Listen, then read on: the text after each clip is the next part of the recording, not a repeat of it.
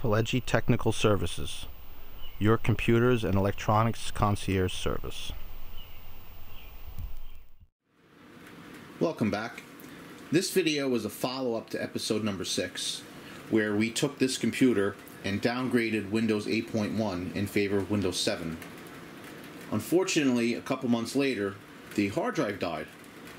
It actually died on the user right in the middle of using the computer. I worked for the gentleman. I was called into his office, and he explained that he was having issues connecting to the internet. After some diagnosis, we discovered that there wasn't anything really wrong with the internet in his office. However, there was definitely some kind of intermittent issue every time this computer was being rebooted or you try to open up Task Manager or anything like that.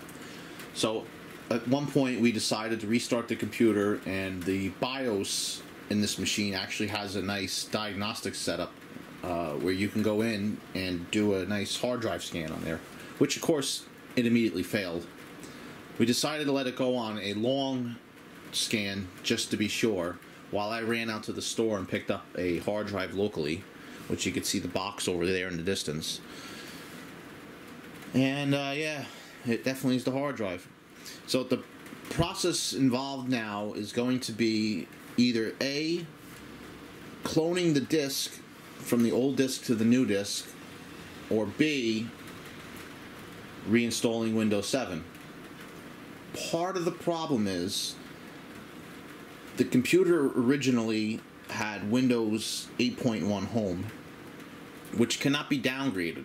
If you have the Professional Edition, you can do so pretty easily, but the Home Edition needs to have media purchase to go to Windows 7, as far as I've gotten from it. So we did just that. We purchased the refurbished version of Windows 7, which computer refurbisher such as myself could go ahead and put on this with its own sticker. The sticker, however, doesn't come with the code. The code is attached to the actual packaging that the CD came in. Unfortunately, when the computer was returned to the workplace, the CD was misplaced, which means the code is misplaced. That's a bit of a problem if I can't get this to ghost. Now, we've already attempted this at the job site, and we found that we could not do that because when we put this hard drive into another computer to try to read it, it wouldn't let that computer do anything. As a matter of fact, installing the cloning software, which was the Acronis True Image Western Digital version, it actually completely shut the computer down when it went to initialize one of these hard drives. So that's a bit of an issue.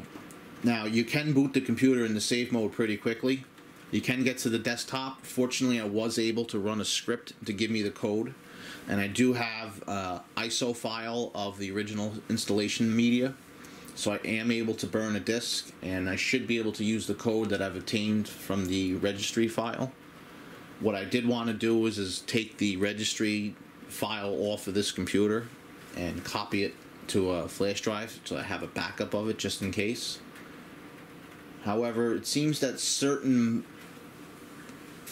areas of the hard drive are failing, and the areas that are failing are where a lot of the system stuff is, which is pretty peculiar.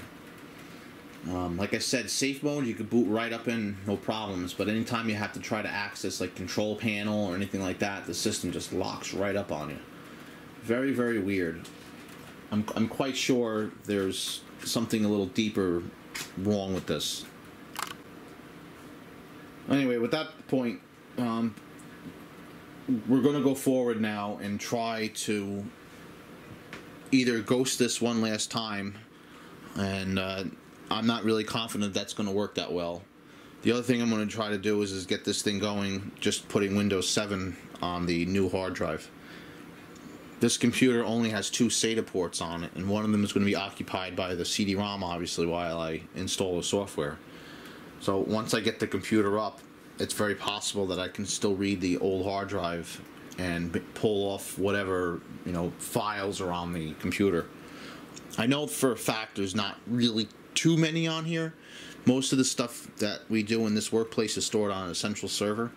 There are a couple things I know the user stores to his desktop, but that shouldn't be too hard to go in and get. Like I said, I was able to pull a couple things off of here already. It's definitely going to be something I'm going to have to get from another machine, I think. The less I have to load off this hard drive, being, you know, actually booting to it, the better. I really don't want to have to go through all that. But I'm going to cut the video here for now. I'm going to do a bunch of work on this. No sense really watching. That's all kind of boring stuff. I have other videos to cover how to do all that. And we're going to come back and see where I got with it. Well, I got Windows 7 loaded up. All the drivers are completely installed. It's running Microsoft Security Essentials right now. There's really not much more to do with this computer on my end here. It does have to be put onto a domain at the workplace, which is going to be tomorrow. And then there's software that, you know, we actually can't install ourselves. We have to call the vendor and they have to put it on, and it involves SQL Server, and yeah, I don't get involved with all that stuff. But that's going to get done probably during the week, because they're not, you know, they don't do that stuff over the weekend. And this is, yeah, it's back to this normal. What I am going to do with this machine is make a backup this time of all the stuff I'm worked on today, and just have that on the side just in case this happens again. I can just load a disk instead of having to go through the trouble of finding everything. And I may even tape the disk inside the case for safekeeping. But yeah, that's all we have for the rest of this video. Thanks for watching.